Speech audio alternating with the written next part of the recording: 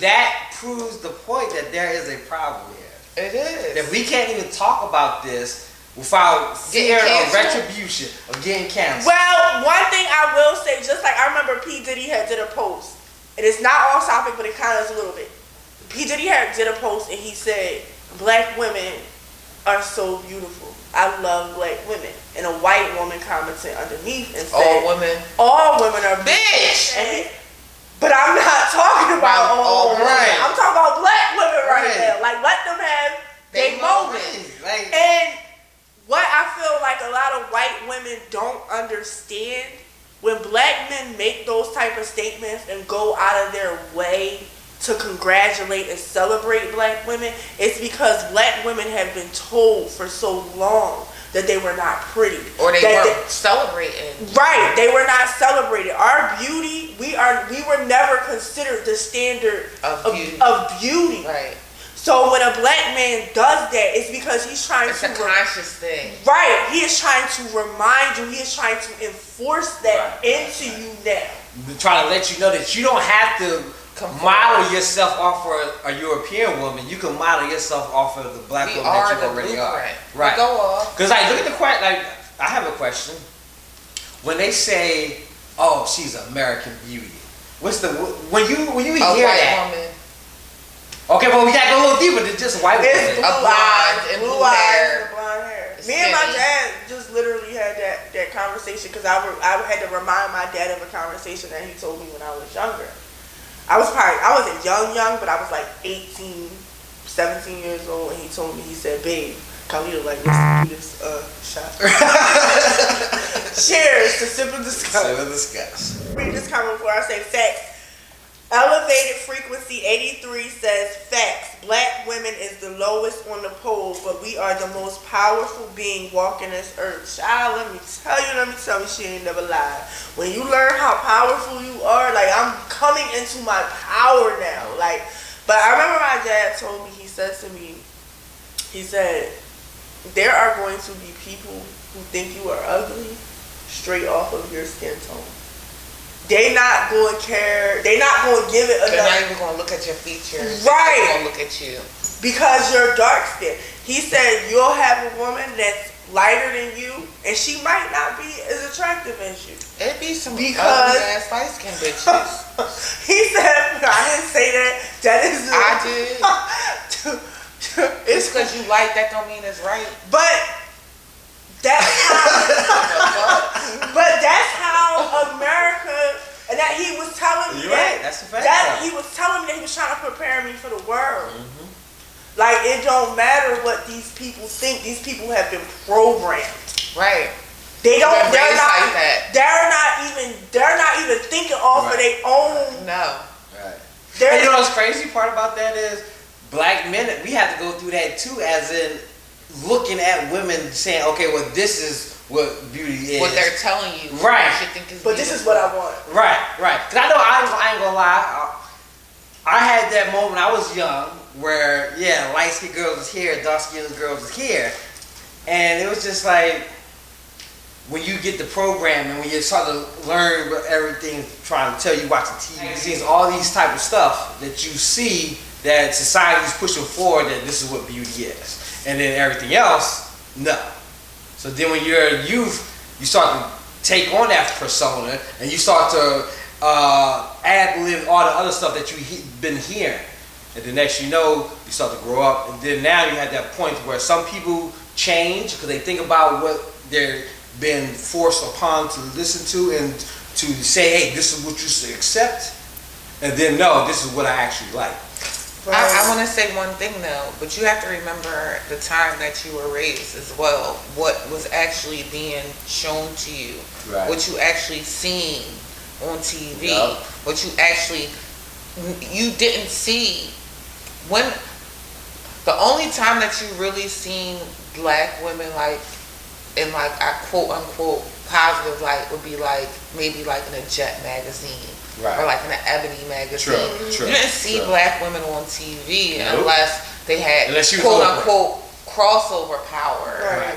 Oprah was the only black woman I remember seeing on TV. I remember my mom. You know what I'm saying? Like, so if you don't have those, you don't have those images, what else are you gonna think is the right thing? But somebody has said I always wanted a darker complexion. My grandmother is high yellow, and I remember Say less but because I was a white girl. In my family. my grandmother is my grandmother, God rest her soul, she was high yellow, and this is a conversation that I literally just had with my dad last week, and because I told my dad like I'm into the spiritual world, I talk to spirits, love it or leave it, but I was telling my dad like, you know, I've had it out with my grandma, like afterlife. I've had it out with her. We've had discussions, whether you want to believe it or not. We done had it out. But I remember being little, and she was telling me, like, one time I came home, and because I was being teased about being dark skinned.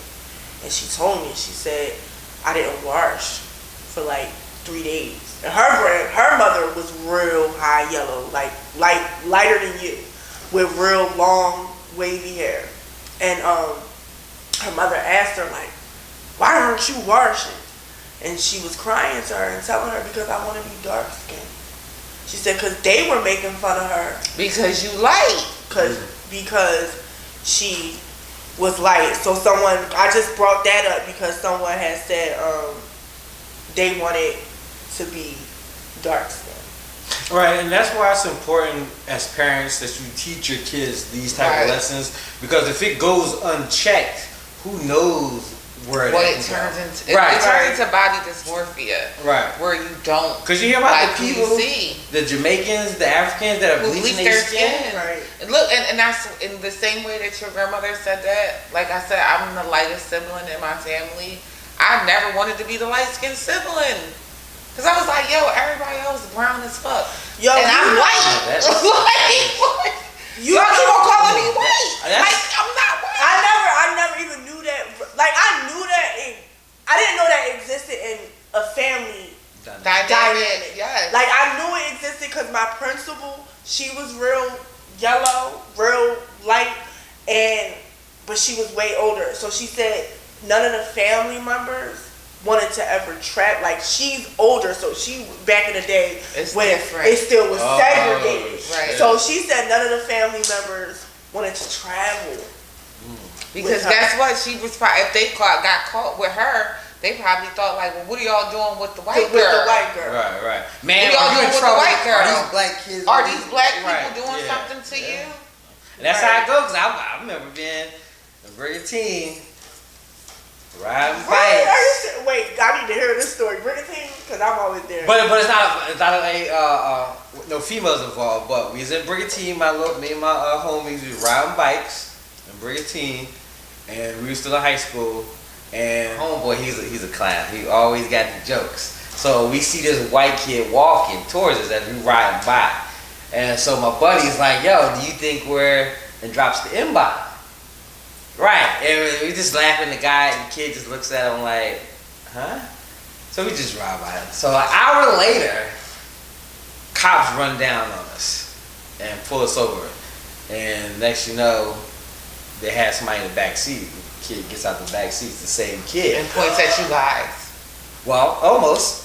So what happened, the reason why he was walking, because a group of black kids had taken his bike apparently. Oh. So when the cops seen us, put us over and see the bikes we had, like 2 of the bikes were like real high profile bikes, and then the other bike was just a rando.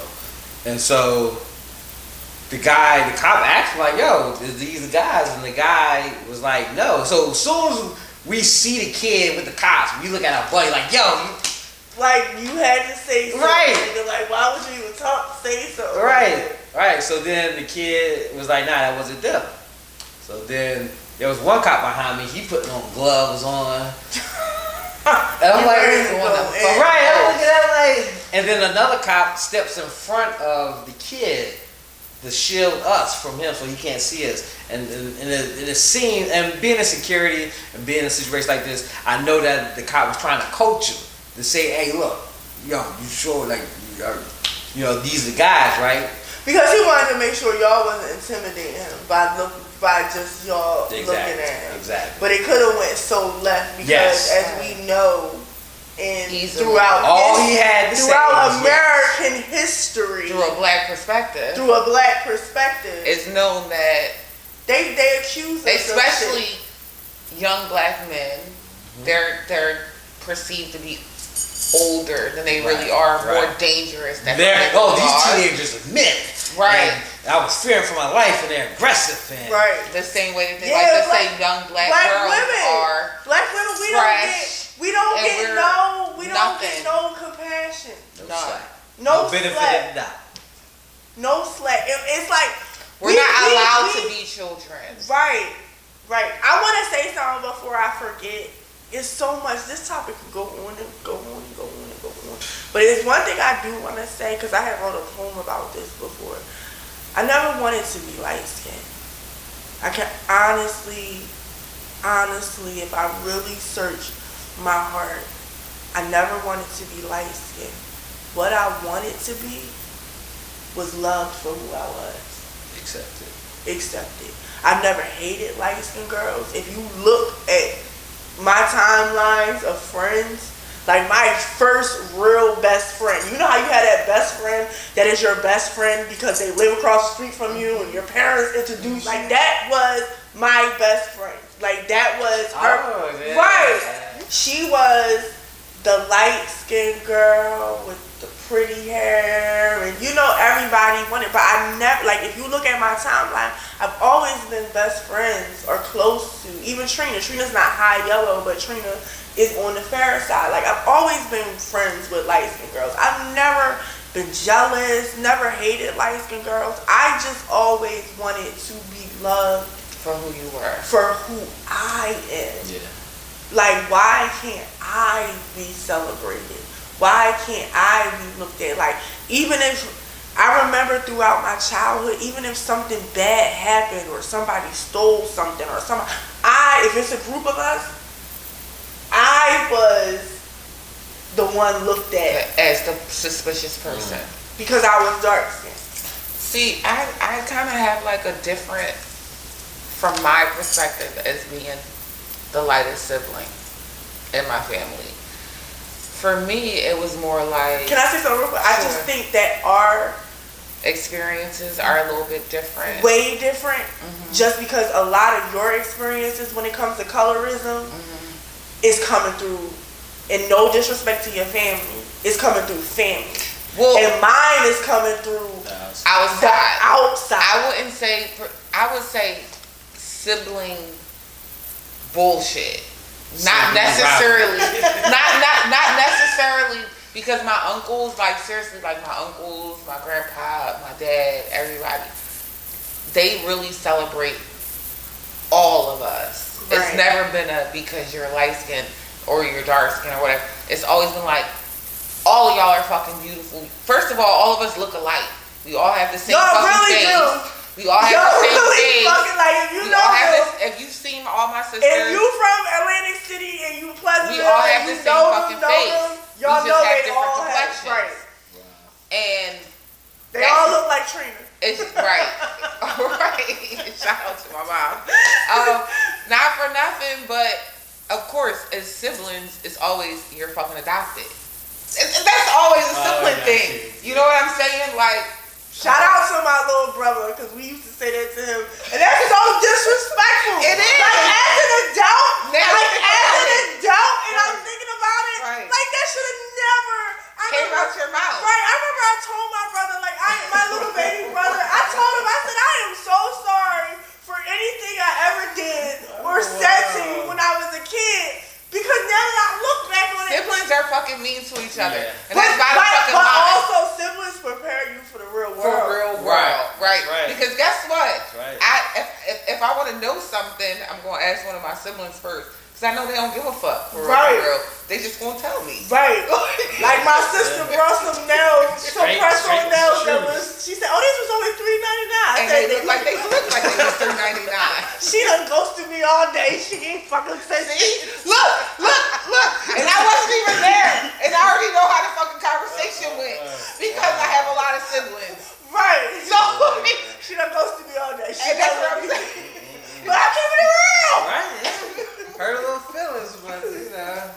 Somebody told me, like, I used to get bullied in school so bad, especially not in junior high or elementary. I didn't get bullied. It was late, basically when I high school, they fucking hated me. So bad in high school, like I never even wanted to go. Like I dropped out, like I didn't even want to go. And he said, you ain't grow up with siblings, did you? And I said, well. Cause them niggas is vicious. Right. And he said, your siblings prepare you for high school and the real world. Because you get bullied so much bad at home. I just literally had this conversation with somebody the other day, and I was like, yo, I said, kids today don't know what busing is. I said, because if you don't have a comeback, like you have to have an immediate comeback. Right. You can't right now, what that was a mental warfare. What we call busing. Yeah. They used to now they call it bullying. Yeah. We call it busting. But there was whole books. You could buy a whole book with all the comebacks. And I didn't, if I would have grew up, because I did have siblings, but I grew up, first of all, being the only girl, and then my brother's going to live with my dad and me staying with my mom. I grew up kind of like an only child. Right. So I did have that. If I would have had that, the sibling thing, then I would have known how to, like, when certain people was coming at me, like, you come back. You just come back. Right away. You just come back. Like, whatever. But this is the ratchet part.